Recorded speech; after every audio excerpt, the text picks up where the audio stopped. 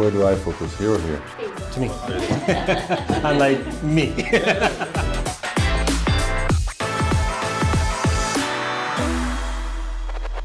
Well, what about a nice guy and a kick-ass entrepreneur? I'm here with David Wallach, owner, broker of Barclay Street Real Estate. David, thank you for joining us. Thank you for having me.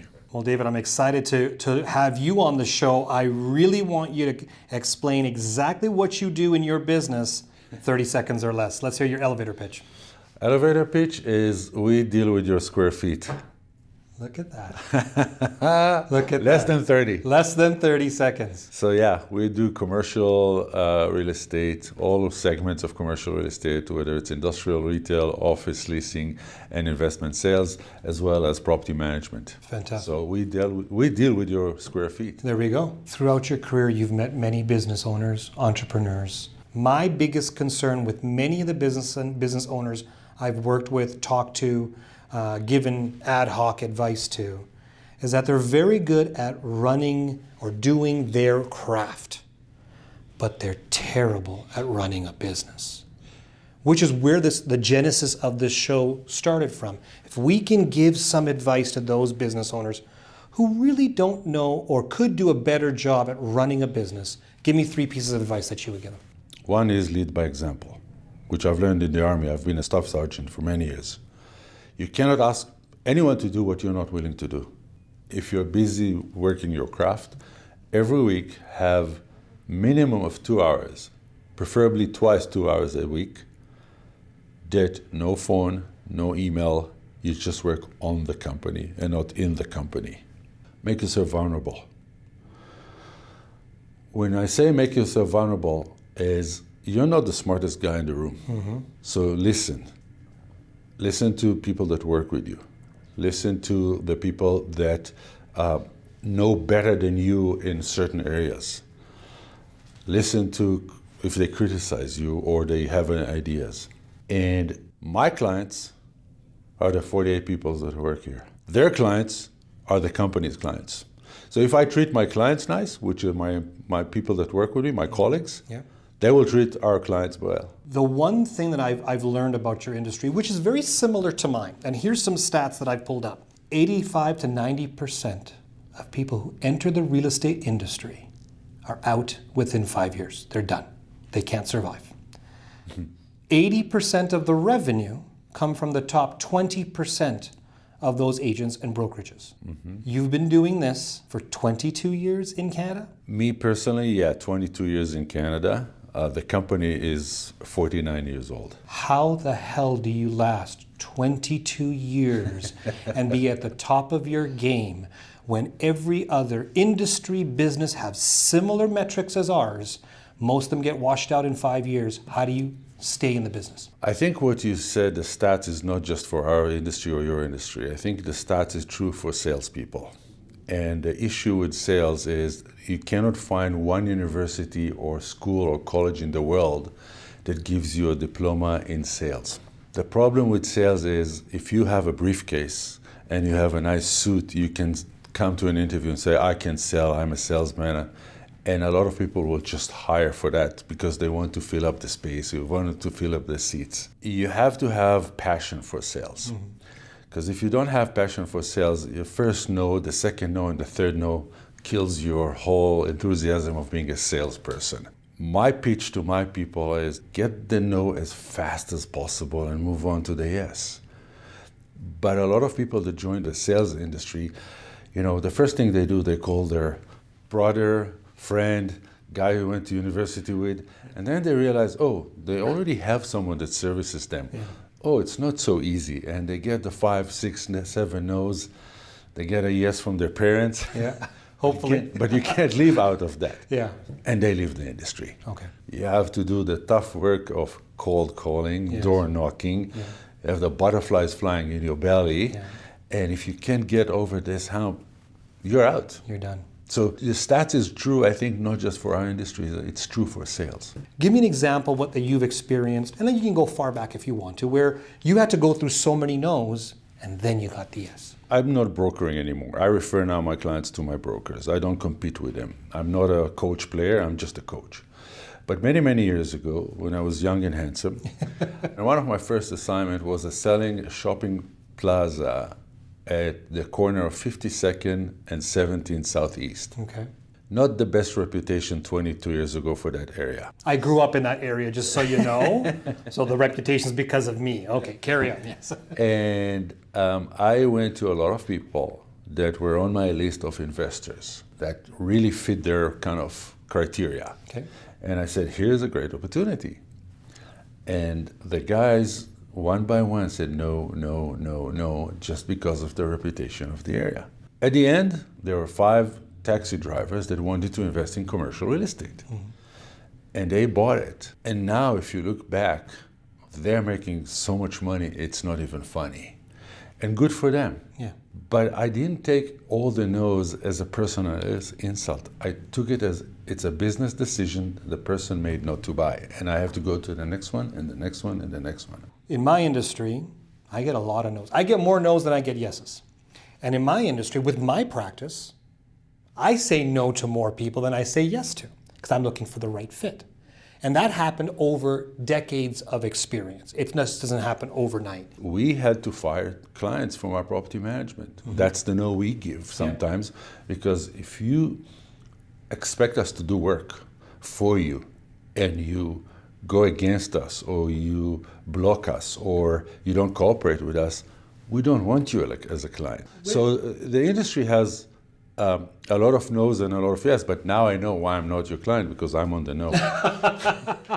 when we, not true by the way, when we broaden it out to all businesses, and what I like about your business and mine is that we get to be on both sides. We get to run our own business, but we also get to talk and work with business owners. Correct. So we get to in the psyche of a business owner. We get into the weeds with a business owner. Correct. We get to deal with them day to day.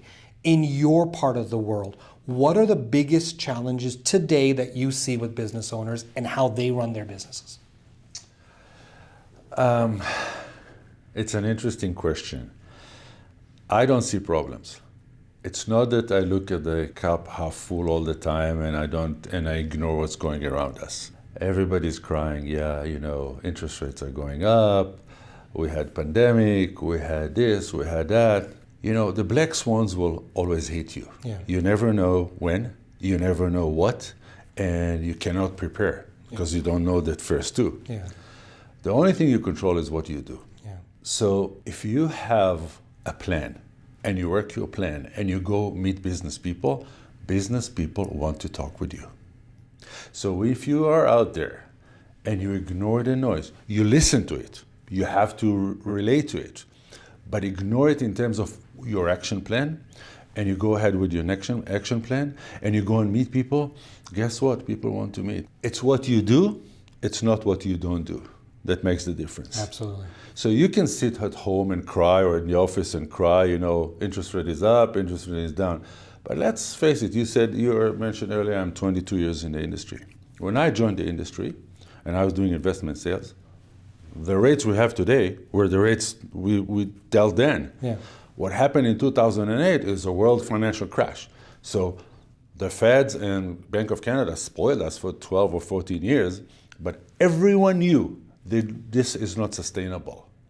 So you want to cry? Be my guest, okay. Cry, because it gives me opportunity to do more business. Beautiful. Look back. Okay. All right, we're going to throw back to many years. You're not so old. There we go. Let's take a look back to when you first started in this industry. Having the wisdom and the knowledge that you have today, what advice would you give young David? Follow your gut. Don't procrastinate. This is a block. This is a good feel. Many times your gut tells you to do something, and then you remember I said earlier, we're good at putting hurdles in front of our own feet and legs. Yeah. That's what this does. And if you have enough information, not all the information, but enough information to follow your gut, just follow your gut. It will lead you to success. Yeah. I look back at young Faisal and I say, don't sweat the small stuff. Like I used to take I would have my anxiety levels shoot up when shit hit the fan in our industry, right? 2008, 1997, 2001, all these issues that came out.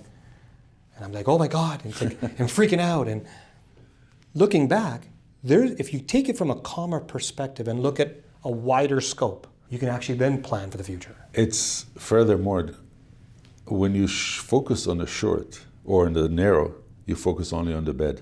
Say that one more time. When you focus only on the narrow, the first thing that comes to mind is the issues, the bad, the challenges, the hurdles you have. My EA always asks me, why don't you get stressed? I said, how is it going to help me solve an issue? So what I used to do is once a week, I will take only good clips from the media, put it in an email, and send only good news to my employees. You know, I think that balance sheets are very positive for a lot of companies. Yeah.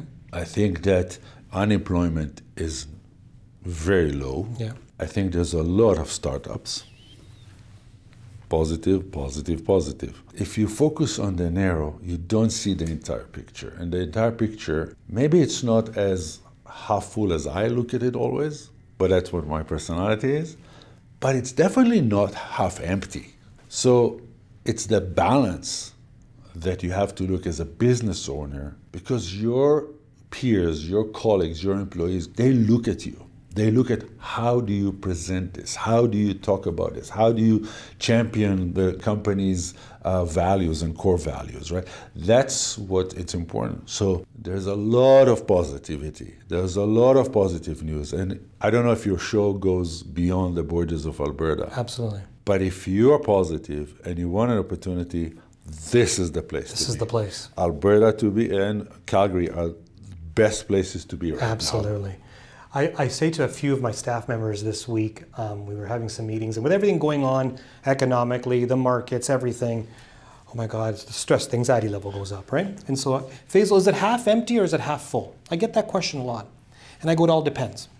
It depends if you're putting into it, it's half full, you got to put a little bit more. If you're drinking out of it, it's half empty. Yeah. So it all depends on where you position yourself to determine if it's half empty or half full. And I think this is one piece that business owners have to remember, is that the way that you look at that glass, that cup that you have in front of you, it could be half empty or half full, depending upon are you putting it in or are you taking it. It's a third empty now. There we go. I don't think I know one industry in the world that goes only Straight line. Yeah. straight line up. Whether it's straight or like this or like this or like, everybody has this. But we're still, even the markets are still higher than they've ever been with all the corrections. Well, we brought in an expert to talk to our clients and our staff about one thing called anchoring. We anchor to the highest point in most recent history. Yeah. And anything off that point, it's terrible. Yeah. Until we get above that high point, that high watermark. And that happens in my industry, that happens in real estate, that happens in business. You ask, how's business? Year over year, we're doing great. Yeah. How have you been over the 5 years? Flat. Well then, hang on. What's the story? What's the narrative that you're positioning at this point? And I think individual business owners have to understand, do they have that bias of are they trying to anchor to a high watermark, or are they just looking at this like you do? Widen your scope, 15 years, we're much better off. You know, the biggest advantage we have as human being, short memory. It's true. Short memory is the biggest advantage. It's so true. Once the market goes back up, everybody forgot that they lost. They're making money again. That's right. They don't even remember the lower point. You said anchoring. Yeah. They never anchor to the lower point. Never. That's what kind of gets us rolling all the time, is the short memory. And that's something that we should be happy as business owners, right? Yeah.